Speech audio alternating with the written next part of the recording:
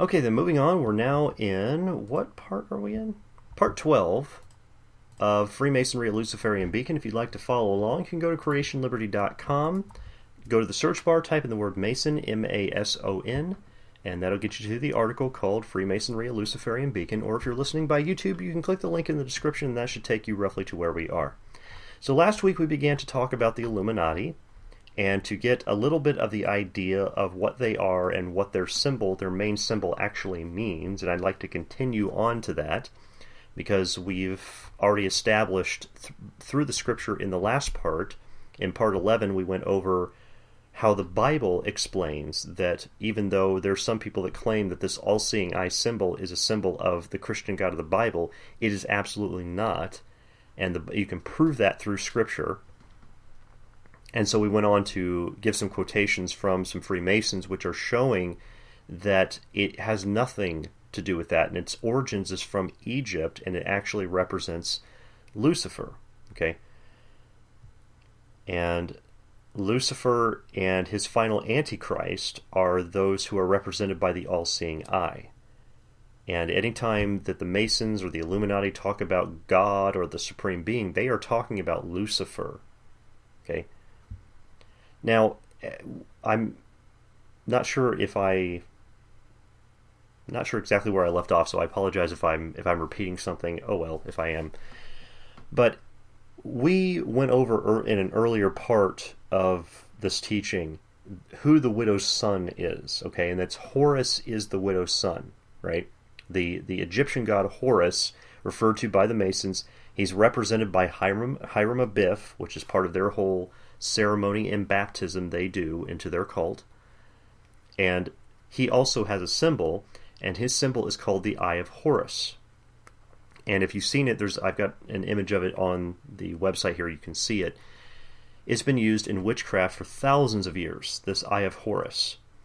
And there is a 30-year veteran witch I'm going to quote here. Her name is Patty Wigington. She's the head author, it seems, for the pagan Wiccan section of About.com's religion website.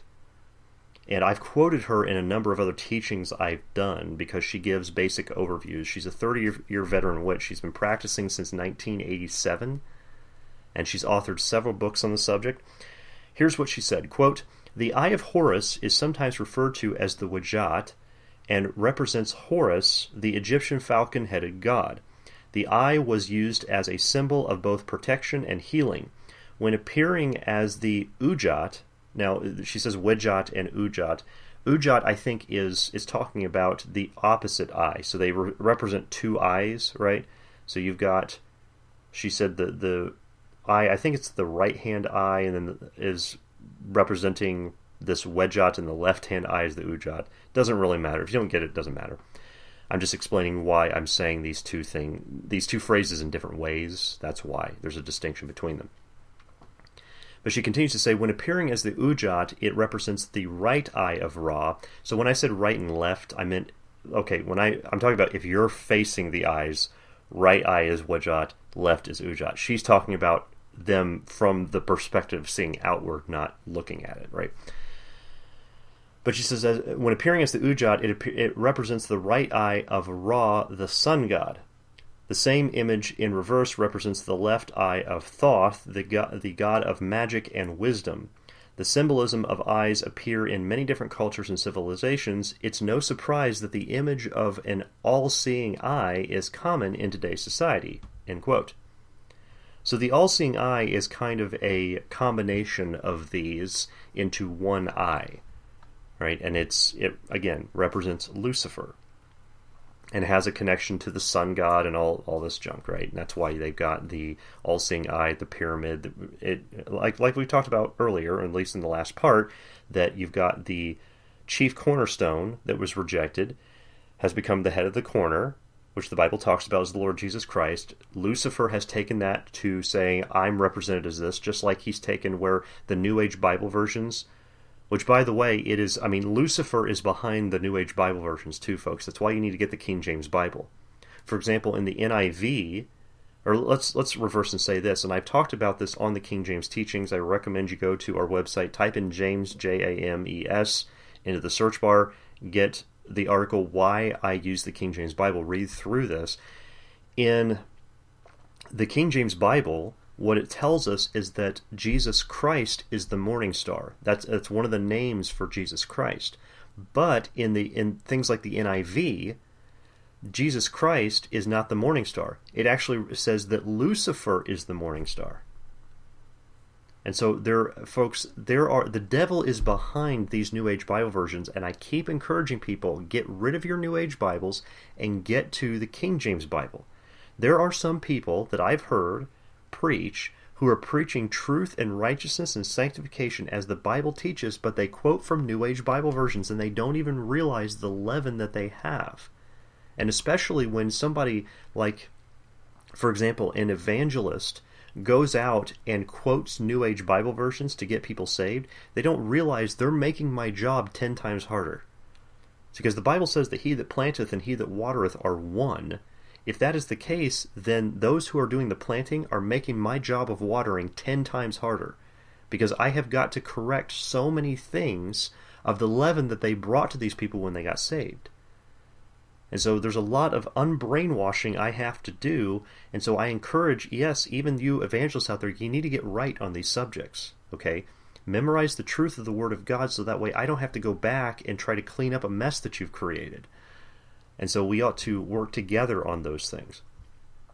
Anyway, continuing, I've read some authors try to say that the all-seeing eye does not represent Horus or have any Masonic connections whatsoever. Of course, the people that are doing that are trying to defend, no, Freemasonry, it's Christian. I mean, it's ridiculous. I mean, do you see how stupid it is now that we're this far along to even say that, like, the words Freemasonry and Christian in the same sentence? It doesn't have any connection at all.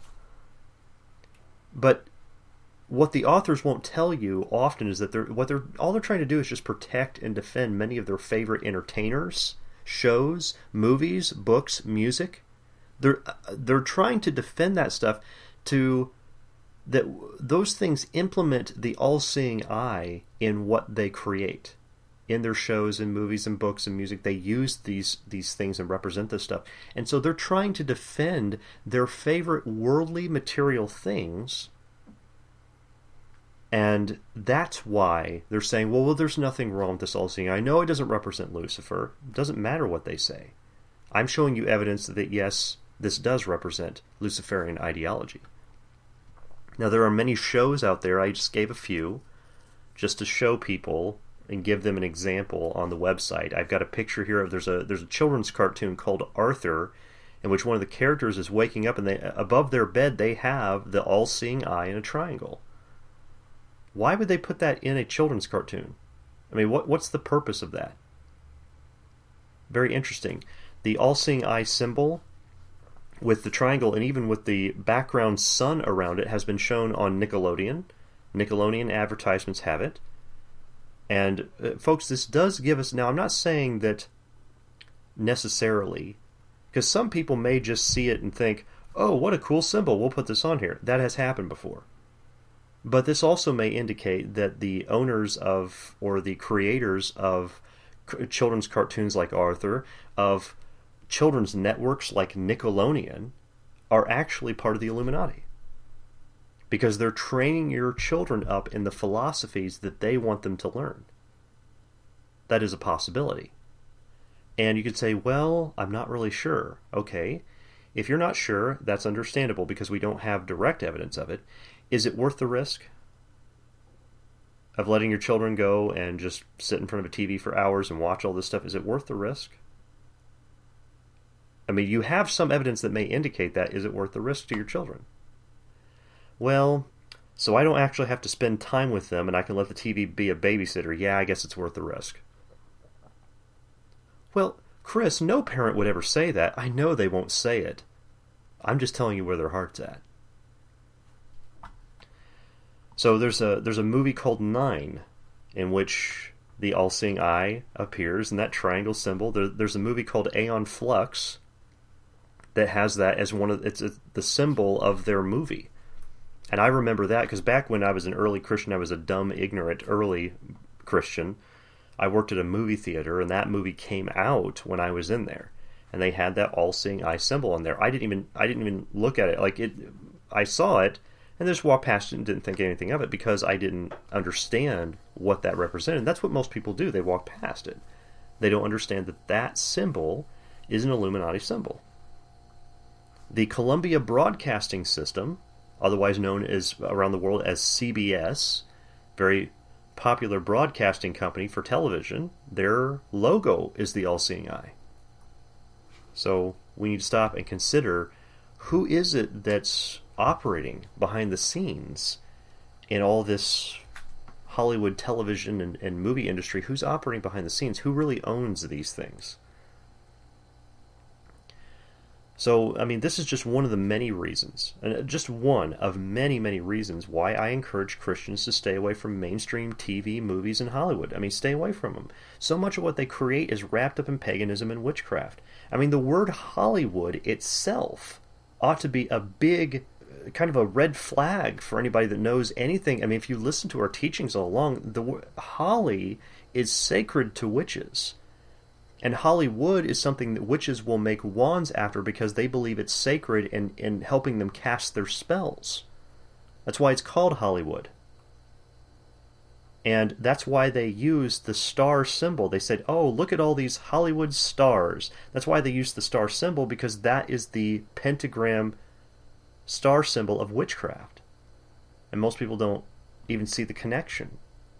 And everybody's, oh, wow, look at them, and they're so jealous of them all the time. When, folks, Hollywood is wrapped up in so much witchcraft, it would blow your mind if you really knew. And I may be coming out with an article, I don't know when I'll ever get it out. I still need to start working on it, actually. There's a bunch of projects I need to finish. I've got multiple projects that I'm working on right now. But that's one I need to do on the witchcraft that's going on in Hollywood, because there's an immense amount that a lot of people are not aware of.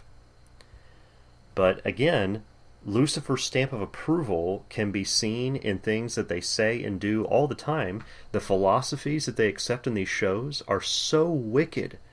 They are satanic, evolutionary. Everything of the devil is in them, and all the symbolism they put in them, I mean, it's spread over so many formats, from blockbusters to Saturday morning cartoons. But most parents don't even sit down and look at what their children are watching on TV long enough to see the evil in it. And if they would just have a little discernment, they would know from what they watch themselves they shouldn't be putting their children in front of that junk. But they do it anyway because they don't actually want to spend time with their children and teach them philosophy. And a lot of times they don't want to do that because they don't want their children to really know who they are, to really know how wicked they are. Because after all, their children look up to them and think they're the best people in the world, and they love that gooey feeling, that warm feeling they get inside from that, so they wouldn't dare tell their children the truth out of fear of disappointing them. They would rather them believe a lie for their entire lives. Well, isn't that wonderful? Isn't that so biblical? It's sick, but this is how most people handle the situations, including most, I would say, the grand majority of churchgoers do the exact same thing, claiming they're of Christ, and they just day in and day out do all this junk. So let's get back to the Illuminati and their website. Now, their website, when I talked about the, what was it, IlluminatiOfficial.org? Yeah, I think that's what it was, IlluminatiOfficial.org. Their website really reminded me of a website that was published a long time ago called Sweet Scam. Now, if you go looking for this website, I can tell you already you're not going to find it. Sweet Scam was taken down a long time ago, okay? But back when, I don't know how long ago this was, I would say 10 to 15 years ago, there was this big movement that was uprising of fighting against high fructose corn syrup. I'm not saying there hasn't been people fighting against it for longer than that. I'm saying that the movement to fight against that was really picking up steam on the internet, okay? Because you got to understand, I mean, 10 to 15 years ago, that's when the internet was really picking up steam. I mean, we use the internet so commonly and so readily, it's integrated into our lives now so much, we forget that, 20 years ago, the internet was nothing. I mean, most people didn't even use it. I mean, that was, 20 years ago, that's when AOL was still sending out their little CDs everywhere to try to get people to sign up for the internet to try to get dial-up. I mean, a dial-up connection. The thing you used to have to listen to that screeching noise for 45 seconds before it would connect. A lot of younger people don't even know what that is. They don't even understand that anymore. It's amazing the amount of things that I had. Like, I was born during a time of a lot of transitions. Like, when my first stereo I had a record player, and then I transitioned out of that. And then the first year I learned to type on a typewriter, and then we got a computer lab at the school that the next year. So I got to go through a lot of transitions of things and experience what it was like to have the old stuff and go to the new stuff. And so there's a lot of people born after me that I can tell they just don't appreciate what they have as much. And I'm sure my parents know even more things. They're like, well, even you, even you, Chris, you don't appreciate everything you have because I knew what it was like back then. And then my grandparents would tell them, well, you don't appreciate everything you have. And we never seem to appreciate everything we have because we haven't experienced what the time that came before it. So getting past that to understand that the internet, my point was, that it started picking up steam because a lot of information's come out on the internet because now we have a better way of connecting and getting information out to each other, which is why the internet is such a big target right now to try to regulate it, because people telling the truth is not helpful to the plans of such secret societies as the Illuminati. However, the Illuminati website reminded me of the Sweep Scam website that came out a long time ago. Now, when high fructose corn syrup was being attacked, rightfully so, okay, the truth was coming out about it, a lot of people that were producing it were losing money. The producers of it were losing money, and the people that used it in their products were losing money. This is where, that was part of the movement that was helping to get, because I'm telling you, 20 years ago, you didn't have a health aisle in grocery stores. Now you have a health aisle in grocery stores. Basically, if they were to label it properly, you have a huge grocery store full of processed food and then a very small section for non-processed food. That's basically what you're looking at for the most part. I'm not saying in every case, or people are going to argue with me about, well, what about this detail and that? Don't write me arguing details. I understand the basic points you're going to make, okay? I'm just saying that they're not really labeling it for what it is. But anyway, the people were, these producers of all this stuff, they were losing a large portion of the general public's funding for their companies because they were not selling their products as much as they were before, because people were starting to say, maybe I should stop consuming high fructose corn syrup because I'm getting diabetes. Yeah, that might be the case. So they were desperately trying to save themselves after they had been exposed. And as a side note, I'll tell you this. I did go look them up years later after the website was taken down. It was discovered to be owned and operated by Berman and Company. Well, who's Berman and Company? They are lobbyists that represent big tobacco and big alcohol. And they lobby in Washington to try to get benefits toward tobacco manufacturers and alcohol manufacturers and try to keep them from being exposed in our government for what they're saying and doing, like, the addictions to tobacco and things like that, okay? So the same people who head up that for tobacco and alcohol also did this for high fructose corn syrup. You see a connection somewhere there about addiction? Anyway, so the Illuminati website reminds me of this a lot, and I'll tell you why. Here's what they state on their website, quote, "Since the formation of the Illuminati, many citizens have inaccurately portrayed our organization in a negative manner. These misconceptions have been perpetrated for centuries through videos, photos, articles, books, and unofficial online resources," meaning that, like, for example, when they say unofficial online resources, how they phrase that's very tricky, okay? Because creationliberty.com is an unofficial online resource, because we are not official Illuminati, so I am unofficially exposing Illuminati. That's what they're talking about. You see, the word unofficial is very tricky there, because I have nothing to do with the Illuminati, so I'm not an unofficial online resource. Like, for example, if you approach it this way and you say, what you're listening to right now is officially Chris Johnson, then I'm an official online resource for Creation Liberty Evangelism, right? Right. But you see, I'm exposing the Illuminati, so they call me an unofficial online resource. See how this... the context can be shifted around so much.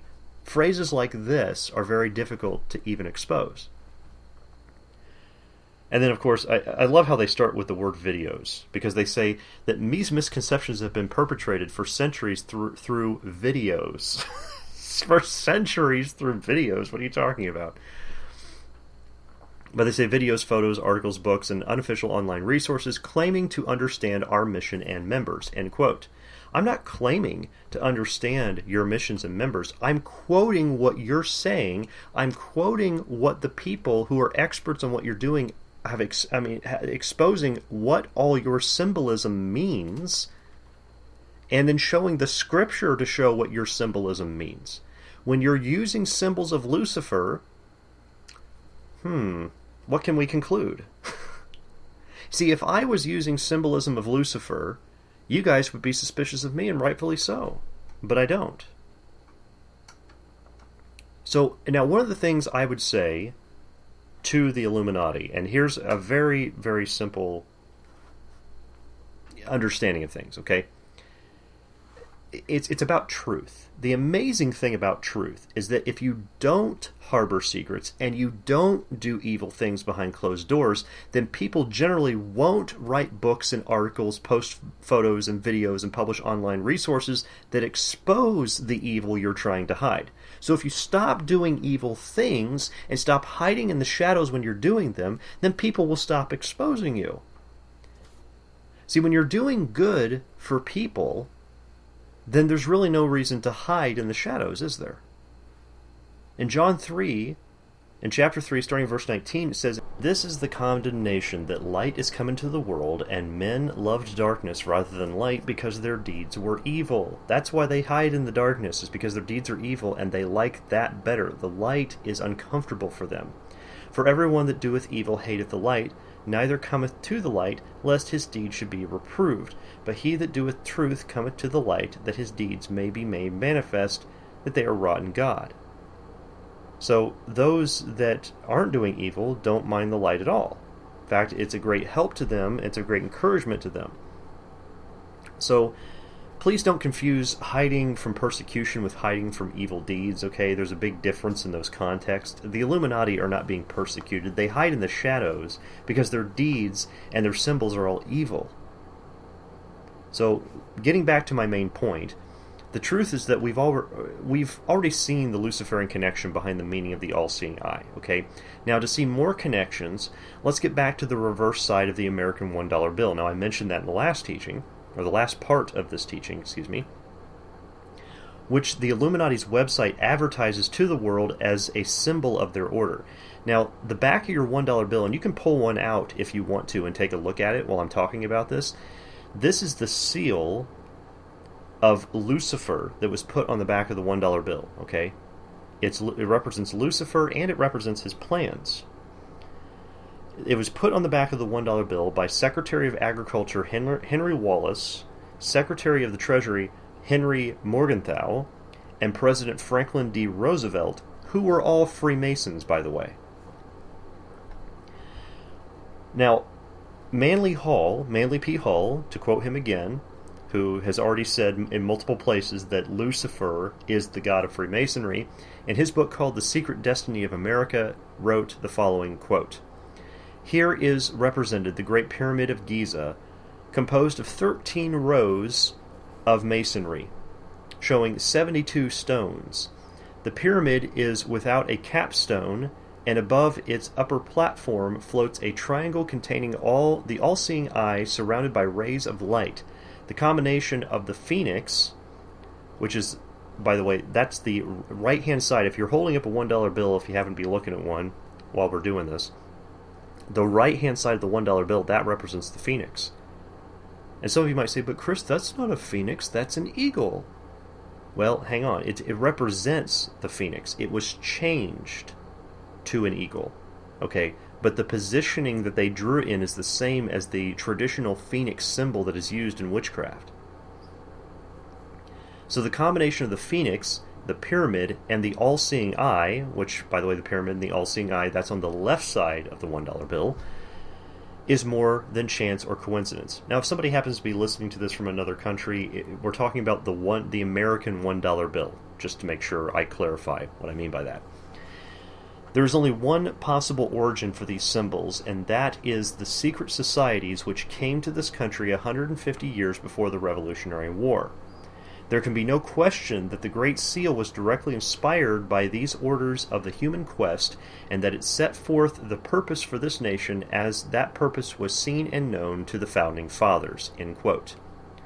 Now, a couple things I want to mention here. Some of you might be thinking, well, I thought it was a bunch of Christians that came over to the boats 150 years through the Revolutionary War and started the colonies. Yes and no. Okay. What a lot of people need to understand, and I don't know if I need to write an article about this, I just haven't wanted to deal with the matter because of the kind of people I'm going to have to put up with when a lot of people, I get discouraged from doing some teachings just because I know the kind of people I'm going to have to put up with and the letters I'm going to have to put up with afterwards, of people whining. I am so tired of hearing people whining about things. I don't care about your opinions and your feelings. I really don't. When I have the facts in front of me, I don't care what your opinions and feelings are, but there's so many people that seem that they feel the need to write me their opinions and feelings, to complain about our teachings instead of actually going to the facts. Okay? But the bottom line is that there's the churchgoer side that says everyone that came over on the boats were Christians, and then there's the conspiracy ministries, I put in quotations, on the other side who says everybody that came on the boats were Freemasons. Folks, there were both. There were both. Then you've got the churchgoer side that says, well, all our founding fathers were Christians, and then you got the conspiracy ministry side that says all our founding fathers were Freemasons. There were both. Okay? There were multiple different types of people. I mean, because even we just went over George Washington, he didn't understand a lot of these things that were going on, but he was one of the founding fathers, and yet someone like Benjamin Franklin did understand these plans. So Manly Hall's not wrong in what he's saying, but you have to also understand that it's not every last person that was involved with all of it was necessarily a Freemason and in a secret society order and under this big conspiracy plan, but there was a plan going on in the background. Okay? So I'm not arguing that there's a conspiracy among the founding fathers of the Constitution. I'm just not going to go into a great detail on that topic right now. All right? And that would require an entire teaching unto itself. There's not really we can cover much here. And I'm just going to have to expose a lot of things on both sides of the argument, and I'm going to hear a lot of whining and complaints from both sides, and I really don't care to hear people's opinions and feelings. I just don't. Anyway, getting back to the Great Seal on the $1 bill, right? It was handed down, that seal, when I call it a Great Seal, okay, because you've got the left side and the right side, those are actually two sides. Kind of like a coin has two sides. It's one coin with two sides. That's what a seal will look like. And so all they did was take the front and the back sides and put them on the left and the right side. Or I think it's the right and left side. The right side is the front, and the left side is the back of the seal. Okay? So the front of the seal is supposed to be this phoenix symbol, which the phoenix was always used as a representation of resurrection, right? And it was changed to the eagle to represent the American labeled bird, all right, the bald eagle. And you'll notice that if you're looking at a $1 bill, if you have it up close, I mean, there's images I have on the website you can take a look at if you want to. You can zoom in on those if you'd like. Or if you're looking at a $1 bill, just get out a magnifying glass. You can read it. If you can't see it with your plain eyes, just enhance it somehow with a magnifying glass, and you'll see there are letters that are on a ribbon, and this ribbon is being held in the mouth of the bald eagle that says E pluribus unum. Okay, it's a Latin phrase. Now, a lot of times they use these Latin phrases, just like the Catholic Church uses Latin even though Latin's a dead language, nobody really... I mean, people read, write, and speak it, don't misunderstand, but it's not used regularly in society at all. And so it's not understood by most people, which is why places like the Catholic Church, they will use such languages, is because the stuff that's more secretive that most people won't understand, that's what they want. It's always these people that they don't want people to fully understand the truth about things, and they hide in secret, so they use Latin for those reasons, okay? That's why the Catholics do it, that's why the Freemasons and Illuminati do it, that's why the atheists do it. You said the atheists? Oh yeah, the atheists do it. Absolutely. They use Latin phrases. That's why they create all these Latin phrases for, like, logical fallacies and logical arguments. They create these Latin phrases in the exact same way. It's because they don't want people to really understand them. Because if they understand them, then you can expose atheism. If people would actually study logic and study, philosophical arguments and things like that, they can expose atheism very easily. It's not that hard. If you want to understand more about that, go to the website, our website, creationliberty.com. Go to the search bar and you type in atheist or atheism, atheism, and there's an article called Everything You Need to Know About Atheism. Along with a teaching that we did with that, there's an audio teaching that goes with it you can listen to if you'd like and just follow along. So anyway, they have this e pluribus unum. Well, what does that mean? It's a Latin phrase that means one from many. And so what the typical churchgoer is going to say, one from many, well, that's talking about the revolution, because we became one nation from many people. Well, in reality, what this is referring to is the order of Freemasonry, when they say one from many, okay? And I can show you more evidence of that. On the image, you have a number of feathers. There's leaves on a branch. There's arrows. There's numbers of these things. You can actually count these out. Now, there are, on the right-hand side, if you're looking at that seal, on the right-hand side there's a wing, and that wing has 33 feathers. The left-hand wing has 32 feathers, and the tail has 9 feathers. Well, what does that represent? Well, you've got 33 feathers on the right-hand side because those are the 33rd degrees of the Freemasons. The 32 feathers represents the number of degrees in the Scottish Rite of Freemasonry, and the 9 feathers on the tail represent the number of degrees in the York Rite of Freemasonry. Now, there's a chart in an earlier part of this teaching.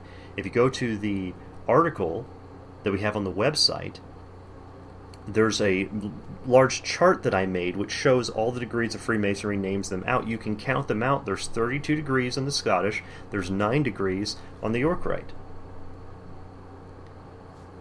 Now, there's also there's some other symbols in here, some numbers of different things, like there's numbers of stars and those types of things. The number 13 is also littered throughout this, and I'm going to explain a little bit of why that is. It has to do with witchcraft, okay? But the number 13 being among these things, it's always typically excused away as like, well, this represents the 13 original colonies before the U.S. was formed. I'm sorry I say it like that, but it's like listening to these churchgoers. It's like listening to... When they whine about their feelings and opinions, it's like listening to an elementary school student try to give a presentation in class. You remember when the teacher would have you write out 1 to 2 paragraphs about something, like some favored topic about something. And, like, write 2 or 3 paragraphs about your family going on vacation, and then you had to get up in front of the class and you read it. Like everybody had to get up, and these children, like, not only are they not motivated by this, but they're still trying to learn how to read openly. And so what they do is they get up in front of the class and they go, "My family went to Idaho. It was very fun. We had a good time." And that's what they do. They get up and that's how I'm seeing this when you have these churchgoers come up and try to explain things that they know nothing about. Okay, they're just what they're doing. Even then, if you say, okay, if those are the 13 colonies, what's your evidence for that represents that? Well, America! That's about all they do. Is they're like, well, that's American history. Okay, what evidence do you have that American history is being represented by those number of 13 symbols there?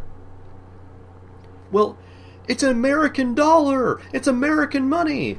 Okay, what evidence do you have? I mean, how I don't know what easier way to say this. So that's how they excuse it away. But Manly Hall pointed out that this seal that was used was in existence and being used by Freemasons for hundreds of years before it ever showed up on the back of the $1 bill by Franklin D. Roosevelt and his cronies. Okay? There's a reason it was put on there, and it was not because of 13 colonies. All right? Because before, like I said, the evidence of that is, but this was developed before the 13 colonies were ever there. So that means that whoever created this hundreds of years before the United States was formed those symbols for a different purpose than 13 colonies. What was that purpose? Well, again, it's witchcraft. Okay? The significance of the number 13 is found in witchcraft. Now, of course, on this symbol, you've got, above the eagle, you've got 13 stars. The phrase E pluribus unum is 13 letters. On the left-hand side, the eagle in its claw is holding a branch that has 13 leaves, and on its left hand, in its left claw, it's holding 13 arrows. Well, the number 13 is very significant to witches. Now, I said in a previous teaching, I don't want people to get too wrapped up in the numbers issue, and I mean that, okay? Don't get too overly wrapped up in it. But there's certain numbers that do have meanings. I mean, even last night on the group chat that we did on our Saturday night show, we were discussing that, about the Humanist Manifesto and how they were doing it. They made it in 1933. Humanism is the religion of atheists, okay? That's what you would call their religion. So, that takes a lot more to explain. I'll probably have to write about that again someday too, to really fully explain that. But the Humanist Manifesto was made in 1933 on purpose. Okay, there was a lot of very, I would say, loosely interesting things that were done by cultists on 1933, because 33 is a sacred number to them. So I'm not saying that the numbers have no meaning concerning what witches do, right? But I'm saying that don't get too wrapped up in trying to find numbers in every single thing everywhere they go. If you do happen to see a correlation, you can say, oh, okay, there is a correlation because the witches are doing that and doing something, that's related to that 13 number. But if I do a teaching on the 13th of a month, that doesn't mean I did that teaching because I'm a witch. See, but some people are so crazy in these so-called conspiracy ministries that they will make those connections that aren't even there. And so that's what we have to be careful of, okay? But I want to explain why the number 13 is favored by witches. Now, some of you might already have some understanding of this if you've listened to us for a long time, but I want to go through and make sure it's explained to everybody else.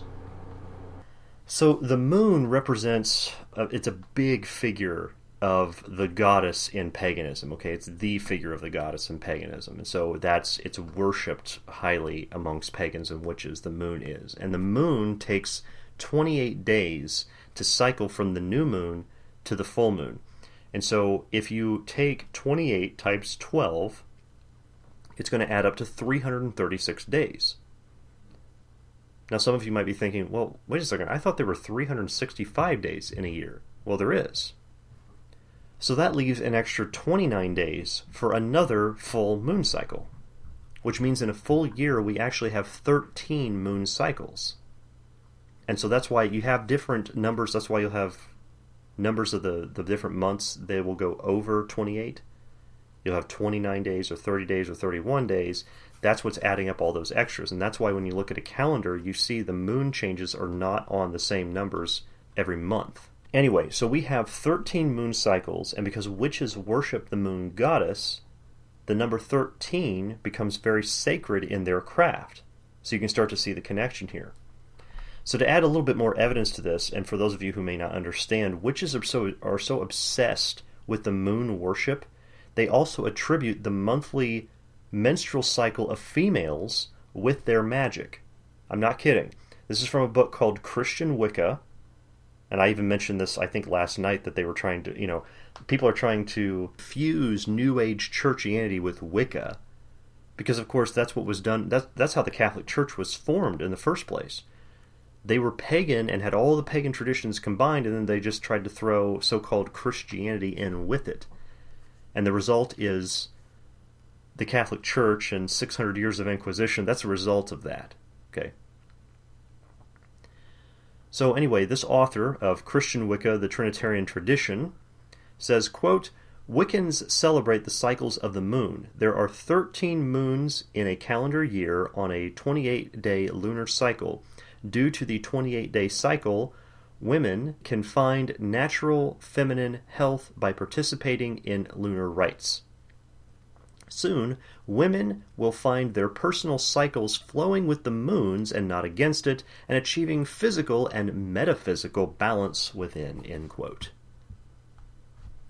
So the Chaldeans, which the Masons believe they are descended from, are named from the wise men, the so-called wise men of Babylon, and they were well known for practicing witchcraft and astrology. It talks about that in Daniel chapter 2, verse 2. It talks about the magicians and the astrologers, the sorcerers, and the Chaldeans were all to come together to do these things. And so the Bible condemns astrology because it is witchcraft. Now, if you've ever heard anybody say, "What's your sign?" or you've heard that phrase used, what they're referring to are what's called zodiac signs, which is also witchcraft. Zodiac signs come from if you've ever heard of the horoscope, there are certain actors, actresses, movie stars, and people like that who will not go out on stage and perform until they have seen their horoscope, their daily horoscope, or some witch, some pagan, some Wiccan will write down a horoscope for all the different months. Whenever your birthday is when it's supposed to be, what your horoscope is. And so they have Aries, Taurus, Gemini, Cancer, Leo, Virgo, Libra, Scorpio, Sagittarius, Capricorn, Aquarius, Pisces, and then there's another one called Ophiuchus or something like that, right? Which would be the 13th. So the witches, druids, and other sorcerers have 13 names for the 13 moons, which they call the zodiac, and that's where the zodiac signs come from, and that's what they do with the horoscopes. Okay, it's all witchcraft. Now, don't get confused because when I say astrology, don't get that confused with astronomy. Astronomy is simply the measuring of the stars that people would use it for things like navigation. Okay, sailors today still use measuring out the stars and the study of the stars in order to navigate. Okay, that's not witchcraft. That's simply basic knowledge and understanding of things. Okay. But astrology is witchcraft.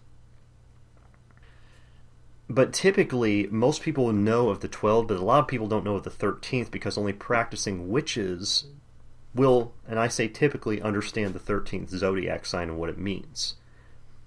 And it's this witchcraft that's represented in the Masonic symbols on the back of the $1 bill. They're Masonic and Illuminati symbols, all right?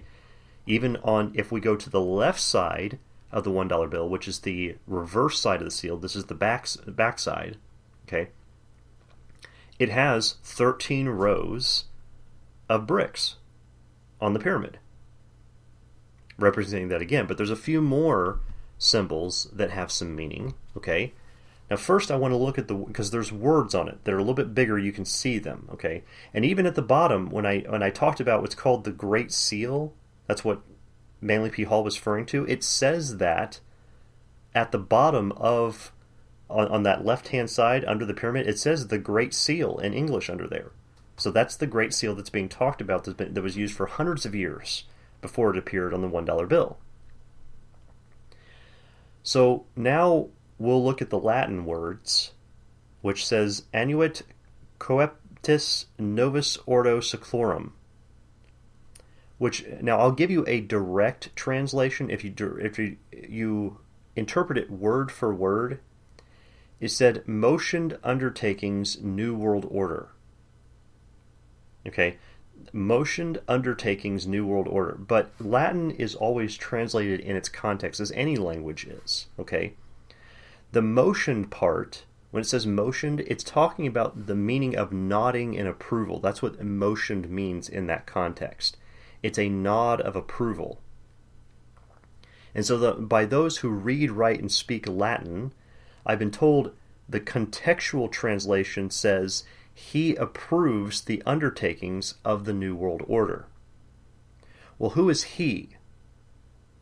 Well, a lot of people say, well, it says, in God we trust. That's the Christian God of the Bible. You do realize that when a Hindu says God, he's talking about Vishnu. When a Muslim says God, they're talking about Allah. These are pagan gods. When a Catholic says God, they're talking about their pagan idol that they have given the name Jesus in their wickedness. Okay, even the New Age church buildings, the ecumenical movement going on today, the New Age church buildings, they refer to a God, but it's not the Christian God of the Bible, because they teach for the doctrines and commandments of men. And, of course, Jesus Christ said, you have made the word of God of none effect through your traditions. But anyway, who is he? Well, you see, he is referring to whatever is represented by that all-seeing eye at the top of the pyramid. Even the words are surrounding it. When it says motioned, or at least the motioned undertakings part, which means he approves the undertakings, that the one who's approved the undertakings, those words are surrounding that all-seeing eye. And we know the all-seeing eye is Lucifer. So in context, what this actually means is Lucifer approves the undertakings of the New World Order, and that's plastered on the back of your $1 bill. And so I want to remind people who is really manipulating our economy from behind the scenes. I'm not saying you need to go out and burn your $1 bills or that you should never use money again. I'm not saying that, okay? I mean, Caesar was a wicked man and his face was plain on gold coins, and Jesus Christ used those to pay tribute, right? So, I mean, there's all sorts of wicked stuff that's going on, but that doesn't mean you have to go out and burn your $1 bills because of that. Besides the fact, if you were burning $1 bills, that's illegal. You're not allowed to do that. You're not allowed to rip them up and burn them and all that kind of stuff, because you're defacing money and you're not allowed to do that. Anyway, but people are fooled over and over into thinking that in God we trust means the Christian God of the Bible. That's ridiculous. That's absurd. There's also some letters at the bottom of the pyramid. If you have to look really carefully, because sometimes they're hard to see, but they are Roman numerals, are what those letters are, okay? Because you'll notice it doesn't actually spell out any word. And the letter M represents 1,000, D represents 500, C 100, L 50, X 10, V 5, and I 1. And so if you add up the letters, which the letters say M, D, C, C, L, X, X, V, I, they add up to 1,776 or 1776. Now, what will the typical churchgoer say? Well, that's when we declared independence. We declared independence from England. That's what that represents. Really, because there were a lot of things that happened in 1776. So what evidence do you have that that's what that represents? Well, it's the American $1 bill. You see, again, here we go, the same cycle. They're saying things, they're making assumptions and saying things in their ignorance. They don't know what they're talking about. There's something else important that happened in 1776, and that was the formation of the Illuminati. That's when Adam Weishaupt started it. And so people have been fooled into thinking this has something to do with the Declaration of Independence. It does not. The date on the symbol represents the year the Illuminati was formed. In this book by Robert B. Paul called A History of Germany, it was printed in 1847, he said, quote, "In the year 1776, Professor Weishaupt founded at Ingolstadt a secret society termed the Order of the Illuminati, whose professed object was the extinction of all religious belief," end quote. Now, one of the original purposes of the Illuminati, their primary goal, was to silence all religions. And being formed in Central Europe in 1776, this was during the height of a lot of really intense political conflict between the governments and the Catholic Church and the people. And so the animosity that the Illuminati had with what Adam Weishaupt, why he started this, really makes sense. But I want to remind people of one thing. There's an important fact here to remember. Adam Weishaupt was trained by the Jesuits. Wait, his goal was to silence all religions, and he was trained by the Jesuits?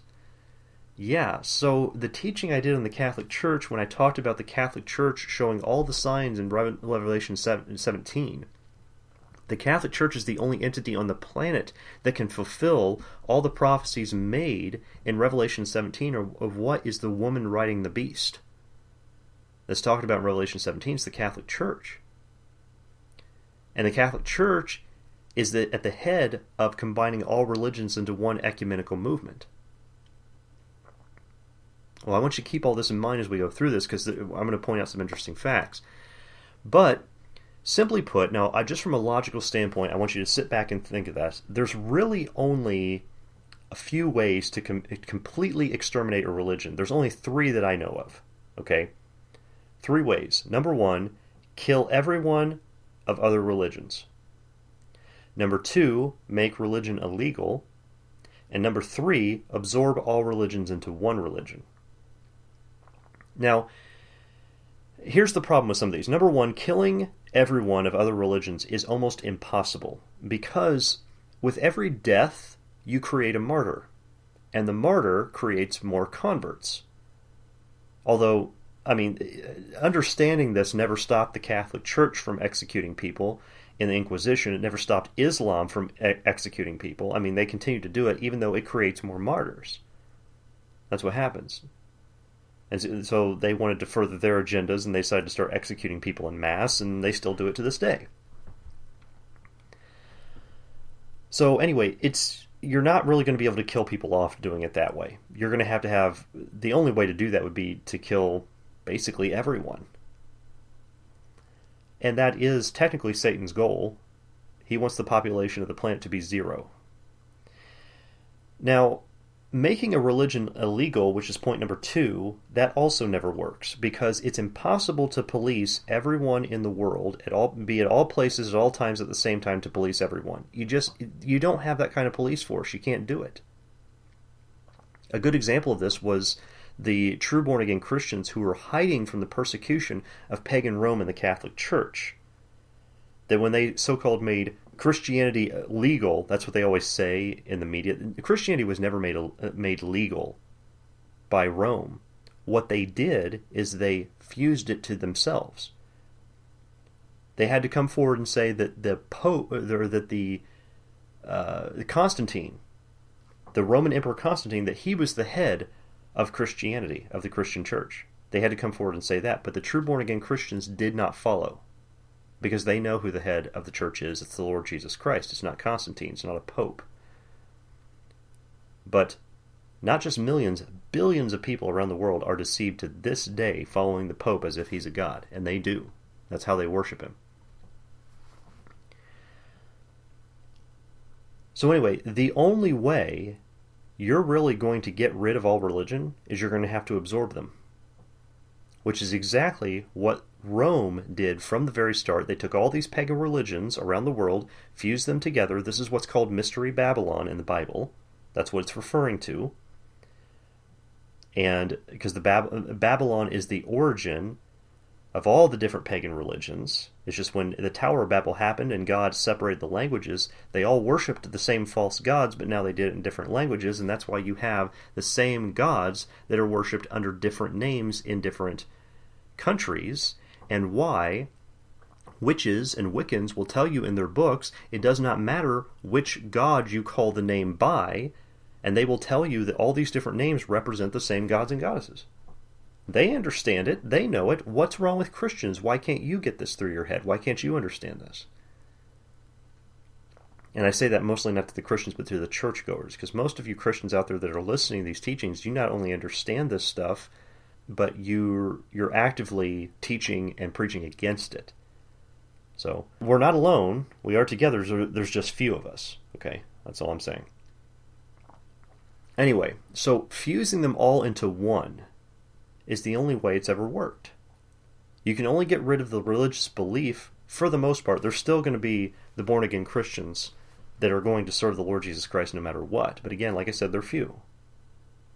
And Jesus Christ said that too. He says, "Narrow is the way which leadeth unto life, and few there be that find it. Wide is the gate that leads to destruction, and many there be which go thereat." He didn't say there was going to be tons and tons of Christians everywhere. He said, "Few there be that find it." So anyway, the term typically used today for absorbing all religions into one is the term called ecumenicism, okay? Which promotes bringing all the churches and beliefs under one united church. And that is being worked on today, and very heavily in a lot of places.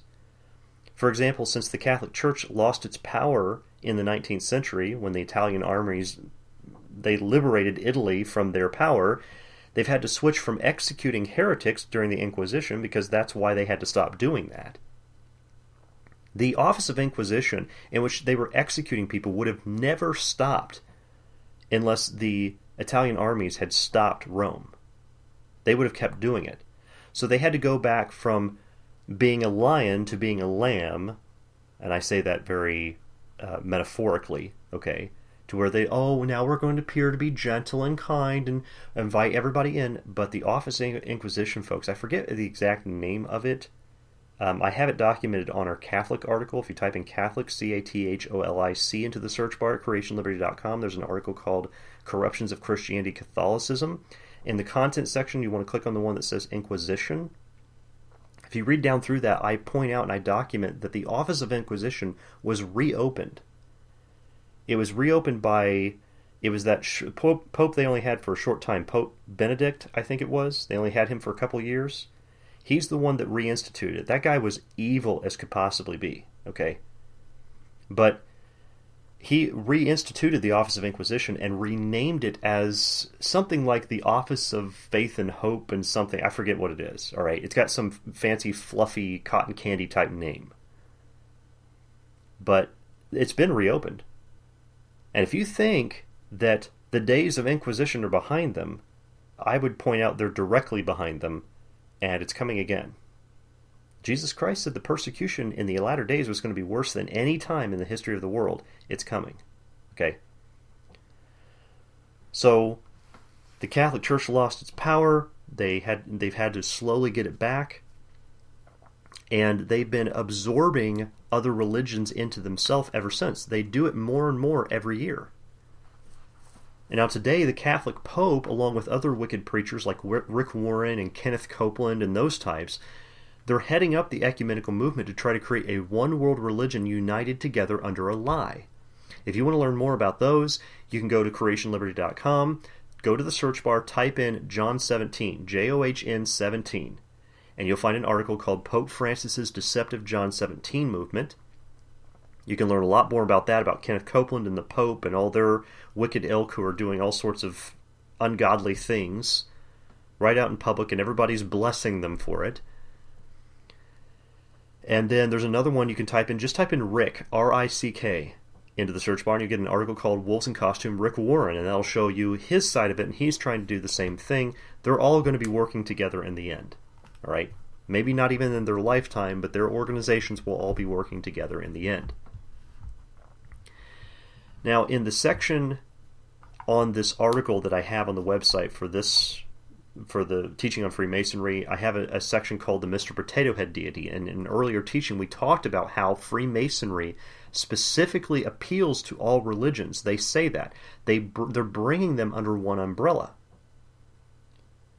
Do you see how option 3 that I talked about, absorb all religions into one, that's exactly what they're trying to do. It makes sense because Adam Weishaupt was trained by the Jesuits, and the Jesuits are the secret society of the Catholic Church. The Catholic Church is trying to absorb everyone into all religions, and so he's doing something similar in his secret society. I mean, since 99% of the religions around the world are pagan, and that is true, okay? There's pagan origin to just about every single religion out there. They typically don't have a problem fusing into one another and accepting one another. That's why it's so easy for them to do that. That's why it's so easy for the Pope to go and kiss the Quran. I've got pictures on our website of them doing that. And it's so easy for the Muslims to accept, the Muslim imams, the higher ups, to accept that from the Catholic Church. Oh yeah, we're all working together and getting along. Yeah, you are. The Muslims go around killing everybody. Well, you're just like the Catholic Church. And that's possibly because the Catholic Church may have been the origin of Islam itself. That's a whole other topic I don't talk about too much, only because I don't have enough evidence yet to support that. And I say yet. There might be more evidence later that comes out about that, but there are some testimonies that have come from people who have come out of the some of the highest levels in the Catholic Church, who've testified that the documents that are guarded heavily by the higher-ups of the Catholic Church, like you have to be one of the higher-ups in order to even see the documents. And the same goes with the Muslim religion.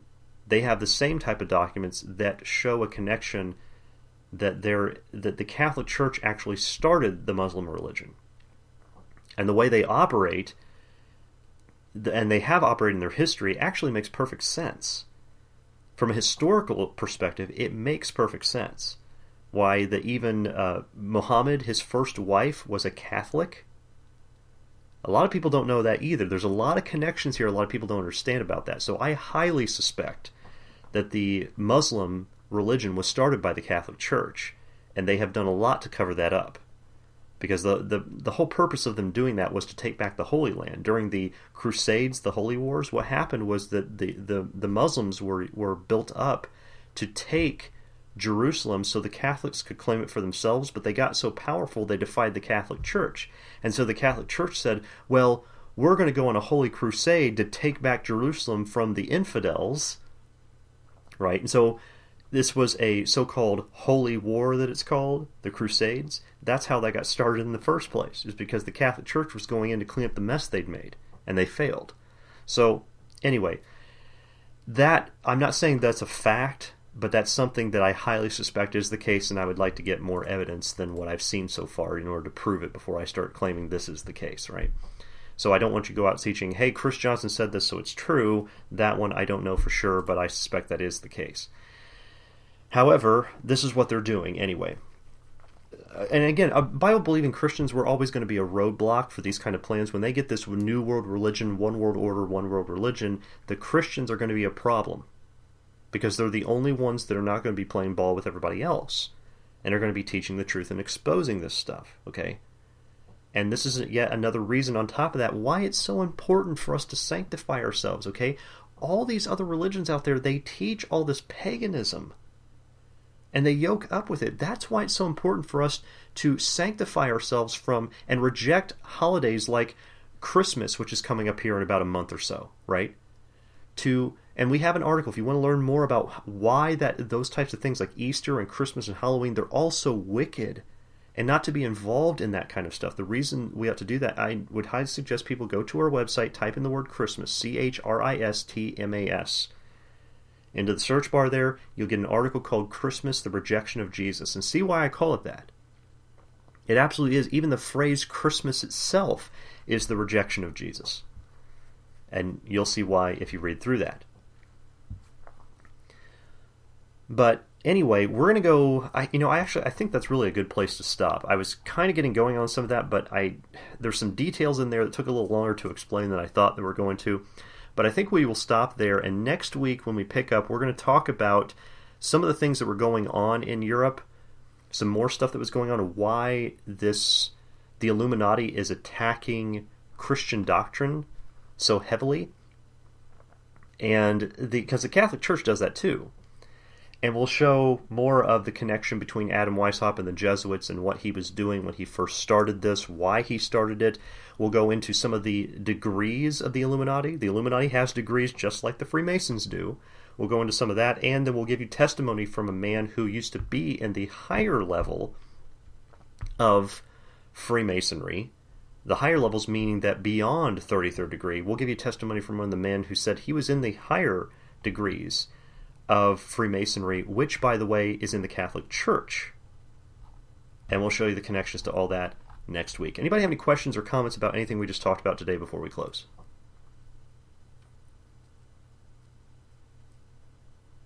Okay, then thanks for joining us, everybody, this week, and may the Lord Jesus Christ bless and protect you all as you seek to study His Word and glorify Him in all that you say and do, and God willing, we will see you next week.